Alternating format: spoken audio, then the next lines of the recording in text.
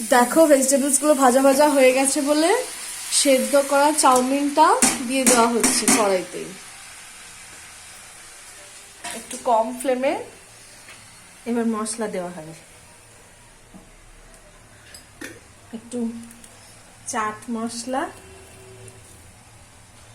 যেহেতু এটা ম্যাগি নয় ম্যাগির মশলাটা দেব না, এতে দেবো একটু চাট মশলা, অল্প নুন, কারণ কি চাট মশলাতেই না একটু বেশ নুন থাকে, তাই জন্যে পরিমাণ মতো নুনটা দেবো। 1 চামচ একটু চিনি জাস্ট টেস্টের জন্য, আর দেব একটু গোলমরিচের গুঁড়ো।